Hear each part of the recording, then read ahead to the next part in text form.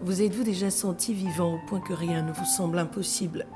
Vous êtes-vous demandé si un geste, un seul, aurait suffi pour tout changer ? Devant la tristesse innommable du peuple gabonais et la désolation palpable de celui-ci, on est en droit de se demander ce qui s'est passé le 9 mars 2023 dans ce bateau Esther Miracle. Quid du réel état du navire ? Quid du nombre exact de personnes et marchandises embarquées ? Quid des raisons qui ont poussé au naufrage ? Quid du rôle de la marine marchande ou de l'armateur ? Qui n'a pas joué son rôle ? Qui pour répondre ?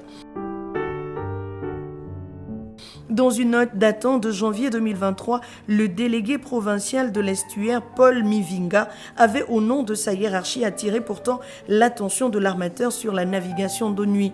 Alors comment expliquer que le navire Esther Miracle circule à 16 heures sans que ses responsables ne soient inquiétés ?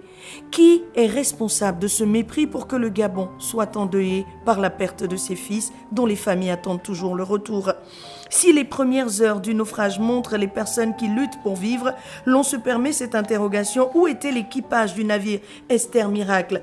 Est-ce que l'armateur a formé son personnel pour que celui-ci se souvienne de son rôle ? Autre interrogation, où étaient les personnels de la marine marchande, les gardes-côtes, les agents de l'office des ports et rades du Gabon ? Qui est responsable du naufrage du navire Esther Miracle ?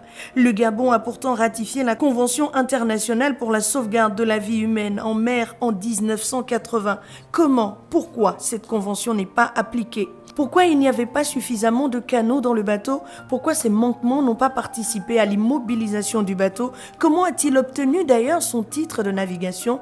Ce drame vient ici soulever l'épineuse question du contrôle des moyens roulant au Gabon. Qui pour répondre ?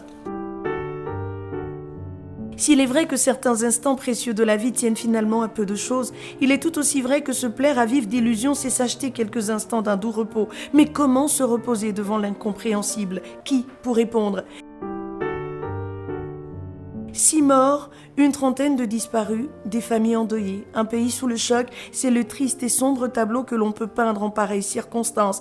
Si les autorités en tête desquelles le chef de l'État et le Premier ministre ont pris la mesure, à travers 3 jours de deuil national, une enquête ouverte par le parquet avec plusieurs interpellations et d'autres en cours de téléchargement, la suspension des responsables de la marine marchande par le gouvernement, la poursuite des recherches en mer et un point de la situation chaque soir, entre prières, chants, adorations et supplications, les Gabonais se retrouvent de jour comme de nuit au port-molle de Libreville avec l'espoir d'un miracle.